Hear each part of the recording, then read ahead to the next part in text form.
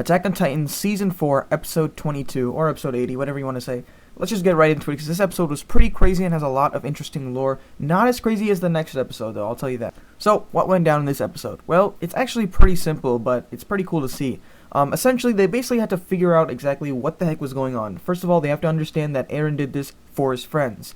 As we see, at conversations going on between Mikasa, Armin, Jean, and Connie, and they're just kind of, basically thinking about this entire situation as a whole, realizing that Eren basically did this for his friends, because throughout this entire genocide, the only people benefiting from this are the people of the island, but mainly it's Eren's friends, right? So they have to come to the terms of the fact that Eren is doing this for themselves, and they have to wonder, should we stop this? Are we going to stop this, considering Eren's doing this for us?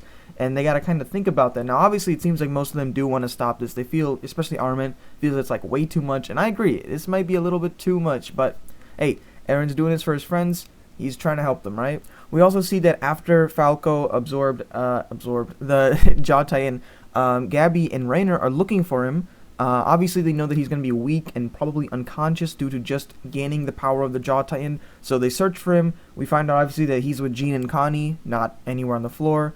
And we get some cool scenes of actually the Titans fighting, because you'd think that the Titans that were transformed because of Zeke's scream would, not be killing Eldians, but they actually are. And the reason I believe that is because Zeke lost control of them once Eren absorbed him into the founding Titan, and so because of that, these guys stopped fighting Eldians and they just started going rampage like normal. Now, you might be wondering why Eren hasn't actually stopped it. There are two reasons I can think of. One is that Eren doesn't have that full power to actually do these things, because again, he's only going off of what Ymir allows him to do, because it's not like Ymir is giving him full access to the founding Titan. Ymir is just giving him what she also, wants from him as well, right? So the rumbling, and maybe seeing the future and the past, stuff like that. So he gets like some control of the founding Titan, but I think the main stuff, like Zeke stuff specifically, he is not fully access to, like being able to move around pure Titans and stuff like that. So I think that's why he hasn't been able to do it. For one, Zeke lost control of the pure Titans, and Eren is not allowed to actually, or not allowed to, but more like he can't really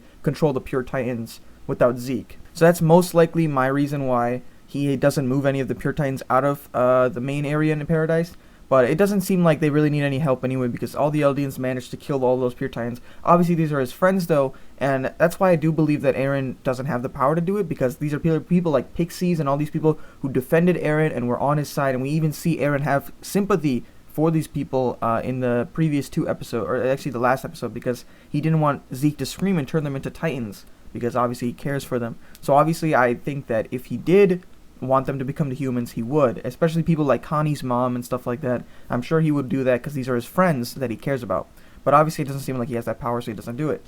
Besides that, there really isn't a lot. There's more just building up to something that's going to happen in the next episode. Floch is alive, that crazy son of a gun, who I hate. He's still alive, and he is commanding the new Eldian Empire, which we already know is not going to be happening, because Eren does not care about Eldian Empire. He cares about his friends and his friends surviving a long life. So clearly something's going to happen to Floch, because this is not going well for him in the first place. Anyway, the main thing of this episode was Ani getting unhardened from her little ice thing that she was in back in season 1, guys. So ever since season 1, she's been in there, probably, like asleep, but she can still hear, right? And so, by Eren having the ability of hardening to go away for all Titans, that includes Ani, and she is unhardened, and she is back from the dead. Understand that this means that Ani is going to help everybody fight. I don't think she's going to kill anybody. Like I said, I have read the manga, so I know, but, this is very obvious stuff. Why would Ani just start killing a bunch of Eldians? She's gonna keep fighting for Marley when she's gonna find out that Marley's gonna be dead in maybe an hour or two from the rumbling. She's not gonna fight for Marley, and she never even really wanted to fight for him in the first place. She was just kind of there because that was her mission, just like kind of Reiner. So yeah, I believe Ani is going to help with stopping the rumbling, because I do think they're going to stop the rumbling. But more than that, the next episode's probably going to be about getting Connie to stop from sacrificing Falco for his mom, because that is what happens. Connie takes Falco away, because they're thinking, what are we going to do with this boy who just inherited the Jaw Titan? And Connie decides he's going to go take it to his mom so his mom can turn back into a human. But obviously we know that's probably not going to happen, because why would they sacrifice a little boy like that? So what I think is going to happen, they're going to go over there and try to convince him to stop. I think it's probably going to be in the next episode. I don't think they're going to drag it on too long. It's kind of a short segment in the manga anyway. So yeah, next episode, that's probably what's going to happen. And also, the existence of Ani. Now, whether or not which one's going to come first, I believe they're going to find out Ani's alive first, and then they're going to go after Connie.